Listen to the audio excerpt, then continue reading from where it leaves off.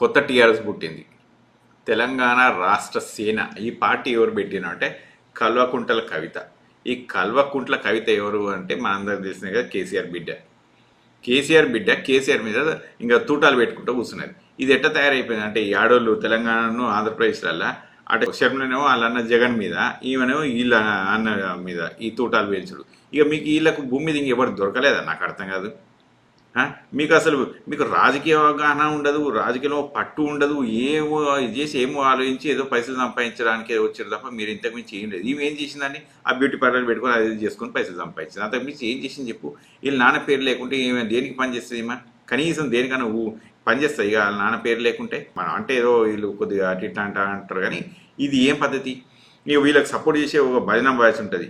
ఇక ఆ భజన బ్యాచ్ ఎందుకు చేయనారో నాకు అర్థం కాదు. మొన్న ఈ మధ్య వీళ్ళు అటు ఖమ్మం పోయినరు, ఖమ్మంలో ఇల్లు కూడా కొడతామంటే పోయినరు. ఎవరు ఈయనతో పాటు వీటలు పోయిండు, ఇంకా ఆమెతో పాటు విశారదన్ గారు, వాళ్ళు పోయి ఆమె చుట్టూ చేరి ఇంకా భజన కొట్టుడు, ఈమె ఇది చేస్తా అది చేస్తాను. ఇది ఎంత దారుణం అంటే ఈమె చేసిన పని.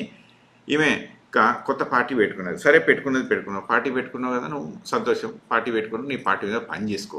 అంతేగాని కేసీఆర్ అంటే నాకేదో పెద్ద ఇష్టం అని కాదు, ఏమని కాదు. కానీ కేసీఆర్ ఇప్పుడు వీళ్ళ నాన్న, అవునా? వీళ్ళ నాన్న ఈమె కోసం మరి చేయలేదు అని చెప్పారు. ఇగో ఇక్కడ చూస్తే కేసీఆర్ మన మనిషి కాదు మర మనిషిట. మరి కేసీఆర్ మన మనిషి అయినప్పుడు ఎందుకు మర మనిషి ఏంటంటే ఇగో ఇక్కడ చూడండి, ఆనాటి కాలంలో చేనేత కార్మికులు చచ్చిపోతా ఉంటే కేసీఆర్ భిక్షాటన చేసినాడు. ఇవాళ మాత్రం మారిన మనిషి మర మనిషి. మరి ఇదే కేసీఆర్ విజయనప్పుడు 3 ఎకరాల భూమి ఇవ్వాలి. 3 ఎకరాల భూమి ఎవరికి ఇవ్వాలి? దళితులకి ఇవ్వాలి. మరి అడిగిన కవిత గారు 10 లక్షల రూపాయలు అందరు దళితులకి ఇచ్చేవాడి. మరి దాని సంగతి ఇక్కడ దాకా వచ్చింది. దాన్ని వాడు అడిగినావా? సరే, అది కాదు, ఇవన్నీ కాదు, ఇవన్నీ పెద్ద పెద్ద ముచ్చట్లు ఎందుకు వచ్చినాము? మేజర్ ఇంపార్టెంట్ ముచ్చట్లు చెప్తా. ఎలక్షన్ల కంటే ముందు, అప్పుడు 2019 ఎలక్షన్స్ కంటే ముందు ఏమైందంటే కొండగట్టు కాడ ఒక బస్సు బోల్తపడి, జగిత్యాల దగ్గర ఒక బస్సు బోల్తపడి కొండగట్టు గుట్ట కాడ చాలా మంది చనిపోయారు. ఒక 40 మంది చనిపోయినట్టున్నారు. అప్పుడు అయినప్పుడు మరి కవిత కనీసం పోయిందా? పోలేదు. సరే, ఇది సంగతి పక్క పెడదాం. ఫ్లడ్డింగ్ వచ్చింది హైదరాబాద్లో. నువ్వు హైదరాబాద్లోనే ఉంటావు కదా మహాతల్లి, నువ్వు కవితమ్మ, నువ్వు అన్నీ ఉన్నప్పుడు ఇప్పుడు ఫ్లడ్డింగ్ వచ్చినప్పుడు నువ్వు ఏం చేసినావో చెప్పు ఒక్కసారి. ఫ్లడ్డింగ్ వచ్చినప్పుడు వాళ్ళ గురించి ఏమన్నా మాట్లాడినావు? ఏమన్నా కొట్లాడినావా? వాళ్ళకి ఏమన్నా ఇప్పించినావు ప్రభుత్వం తరఫున? ఏమీ ఇప్పించలేదు. మరి ఇవాళ ఎందుకు వస్తున్నట్టు? నువ్వు బతుకమ్మ అనుకుంటే ఏదో చేసేస్తే సరిపోద్ది. అక్కడ ప్రజలకు నువ్వు ఏం చేసినావు ఇప్పటిదాకా? లిక్కర్ స్కామ్లో ఇరుక్కున్నావు. ఒక మాట చెప్పాలంటే అది ఇంకా సరే క్లీన్ చిట్ వచ్చేసింది, సంతోషం అక్కడ దాకా. కానీ ఇప్పుడు మళ్ళీ సిబిఐ పోతున్నట్టుంది, అది ఇంకేటో పోతున్నట్టుంది, అది ఏమో అవుతుంది అక్కడ. సో దాని సంగతి పక్క పెడదాం. ఎందుకంటే అది ఇంకా మనకు జ్యూరిస్డిక్షన్ మన దగ్గర లేదు కాబట్టి అది ఏదో నడుస్తుంది, దాన్ని పక్కన పెడేద్దాము. అయితే ఇక్కడ నేను ఏం చెప్తా ఉన్నానంటే కేసీఆర్ మర మనిషి అనేది నీకు ఇవ్వాలి తెలిసిందా? మొన్న అంతకంటే ముందు ఒకసారి ఆయన కాళేశ్వరం కమిషన్కు వెళ్ళేటప్పుడు, ఘోష్ గారి కమిషన్ కంటే ముందు వెళ్ళేటప్పుడు నువ్వు మీ ఇంటికి పోయినావు కదా, మీ నాన్న దగ్గరికి పోయినావు కదా, నాన్న నువ్వు జాగ్రత్త అని కూడా చెప్పుకుంటూ వచ్చినావు కదా ఆ రోజు. అయితే మరి ఆ రోజు మీ నాన్న ఈ దొంగతనాలు చేసినని నీకు తెలియలేదా? మర మనిషి అని చెప్పి తెలియలేదా? ఇది ఎప్పుడు మర మనిషి ఎప్పుడైనా మరి అంటే పోస్ట్ ఎలక్షన్స్ అయిందా, ప్రీ ఎలక్షన్స్ అయిందా? ప్రీ ఎలక్షన్స్ అయితే అయింది, మరి పోస్ట్ ఎలక్షన్స్ అయితే అయింది. ఈ రెండు నీకు తెలియలేదు తేడా?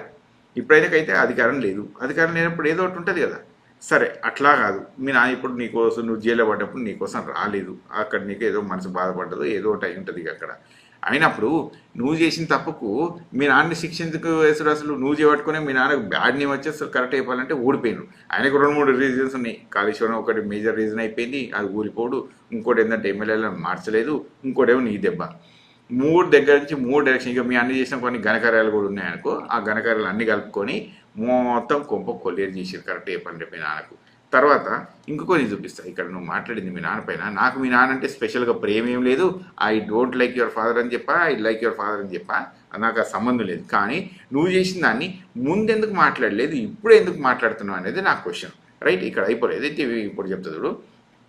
ఈయన ఏం చేసినంటే పంజాబు, గుజరాత్, బీహార్ ఇటు వెళ్ళి పార్టీ పెట్టాలని చూసాడు. అవును, పార్టీ పెట్టాలని చూస్తాడు. ఇప్పుడు పంజాబ్, గుజరాత్, బీహార్ ఇక్కడ వెళ్ళి జాతీయ పార్టీలాగా పెట్టాలని చూసిండు. పెట్టుకుంటారు.